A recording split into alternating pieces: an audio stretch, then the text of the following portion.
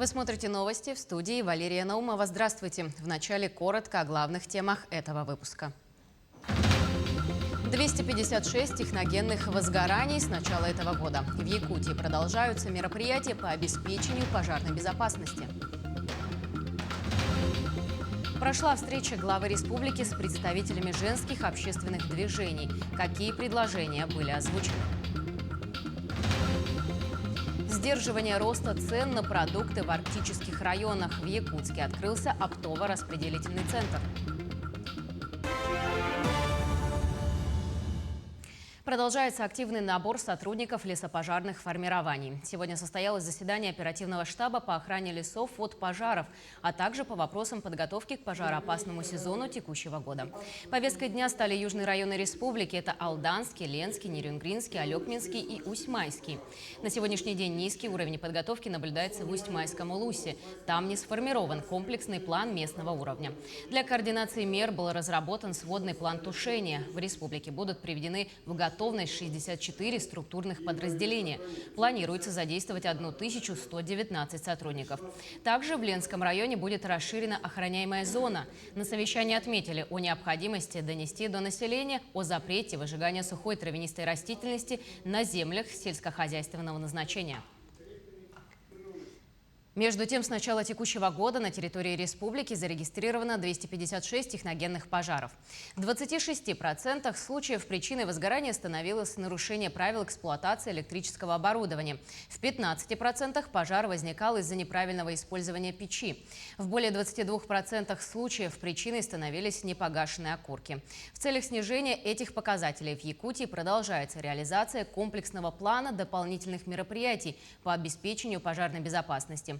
В рамках него принимается ряд мер, в том числе установка автономных пожарных извещателей. В прошлом году мы в рамках нашей госпрограммы установили 1140 систем АДПИ. А в целом с 2019 года мы порядка 4500 АДПИ уже установили. В текущем году также данную работу мы продолжаем. Соответствующие средства в государственном бюджете предусмотрены. И вот с апреля месяца думаем уже заключить государственный контракт и выполнить данную работу. 9 поправок в проект закона о местном самоуправлении направят депутаты Госсобрания Илтумен в Нижнюю палату парламента. На внеочередной сессии рассмотрели самые важные вопросы, связанные с принятием новой одноуровневой системы власти, в которой отражены более четкие разграничения полномочий государственной власти и местного самоуправления. Расширена возможность субъектов и усиливается ответственность глав муниципалитетов. Больше 200 предложений поступило от депутатов, общественности за время рассмотрения его концепции. В Илтумене создали рабочую группу, которая тщательно прорабатывала все поправки. Основные касаются и жителей арктических районов и районов Крайнего Севера, а также финансового бюджетного обеспечения муниципалитетов. У нас есть информация, что уже в половине марта текущего года Государственная Дума его будет принимать во втором чтении.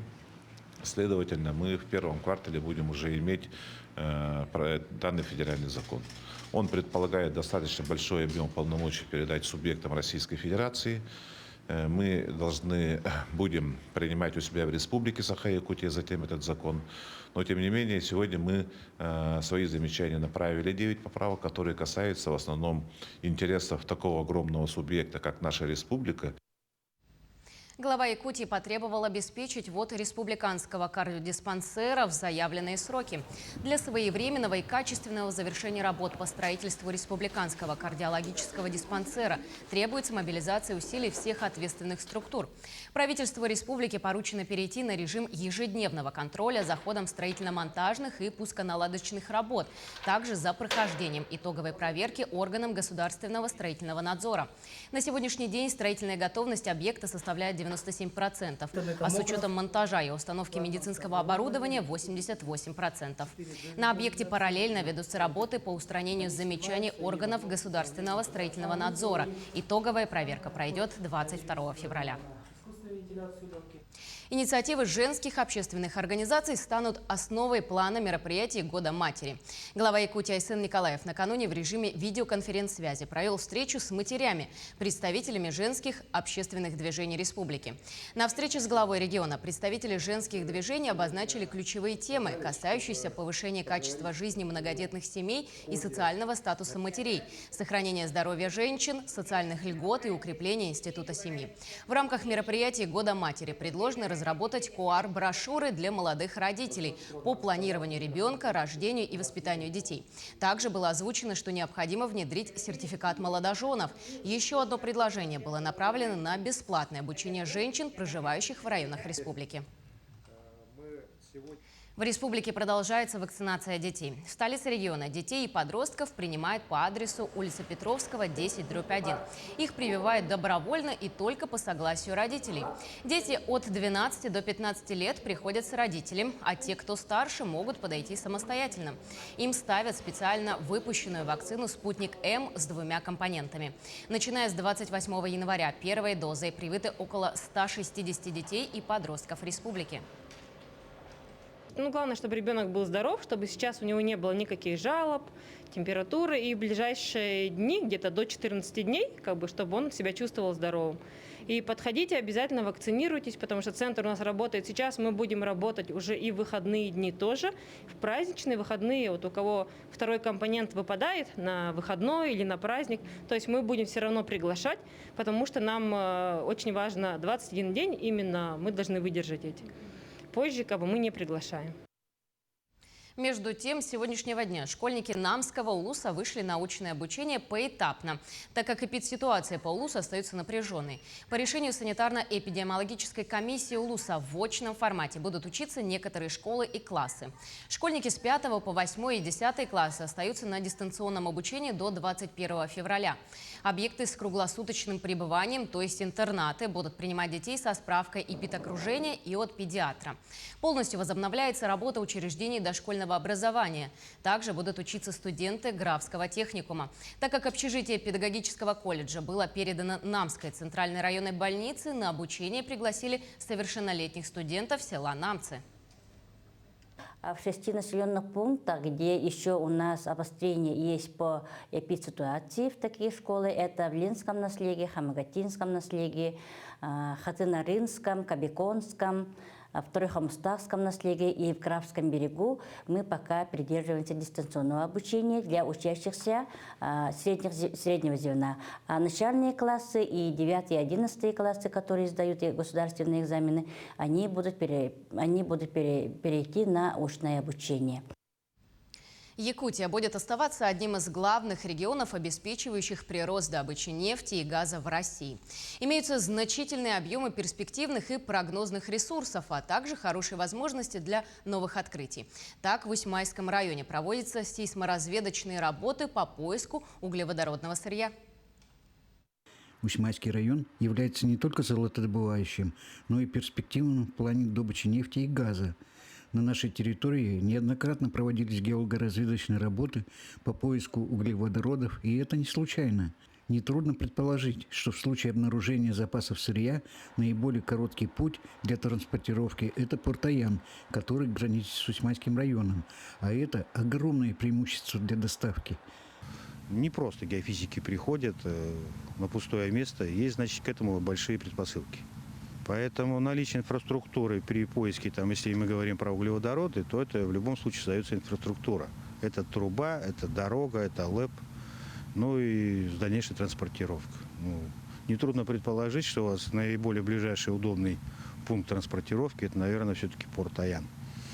Поэтому с осени 2021 года в Усьмайском районе работает партия геофизики, которая занимается поиском углеводородного сырья. Основная база развернута в поселке Усьмая. Начали работу в ноябре месяце. Сначала пошла лесопорубочные работы, затем сейсморазведочные. Работаем мы импульсниками. Это электромагнитный импульс на земли направленный. Это экологический вид работ. Мы не нарушаем ничего, не взрываем, не подрываем, ничего не бурим. Метод выбран наиболее щадящий для экологии и производства. Это импульсные источники. Он предусматривает задачу направления рубки профилей и по ним уже отработка. Радует то, что промышленные производственные предприятия обратили внимание на наш район, и, соответственно, у нас появляется надежда в том, что район будет развиваться. Администрация района ставит задачу перед всеми входящими предприятиями, чтобы на работу брали людей, имеющих определенные специальности из местного населения. У нас очень хорошо привлеклись к работе это жители Ижанцев. На сегодняшний день это, наверное, большая часть населения, которое мы привлекли, это с Ижанцев. Я бы сказал, довольно качественный персонал в плане того, что грамотные, молодые ребята, легко обучаемые. Сейчас начальники сейсмоотрядов проводят с ними дополнительное обучение, потому что это смотка-размотка сейсмического оборудования, как это правильно разложить геофоны, косы, собирать, налаживать, учатся. Налоги от проводимых работ остаются здесь, на территории района. Развитие промышленного производства несет только плюсы, повысит уровень жизни населения и позволит развиваться району во всех направлениях. Юрий Таюрский, Тимур Канаев, поселок Усьмая. В Якутске на базе овощехранилища Якупопторг открылся оптово-распределительный центр. Он призван увеличить снабжение арктических районов продовольствием. В центре есть хранилище для картофеля на 3000 тонн, холодильные камеры под фрукты и овощи на 75 тонн, камера для хранения лука на 140 тонн и камера для хранения скоропортящихся продуктов. Данные распределительные центры открываются для сдерживания роста цен на продукты в арктических районах по поручению главы республики Айсена Николаева. В 2021 году центры появились в Абыйском и Устьянском районах. Та система микроклимата, которая существует, она гарантирует хранение согласно условий хранения того или иного фрукта или овоща. То есть соблюдение герметичности, вентиляция и соблюдение температурного режима. Исключает все возможные недочеты в виде обморожения продукции. Весь товар здесь концентрируется, все собирается здесь, поставщики сюда все довозят. И отсюда все очень быстро происходит. На этом у нас все. Мы продолжим следить за новостями. Оставайтесь на нашем телеканале.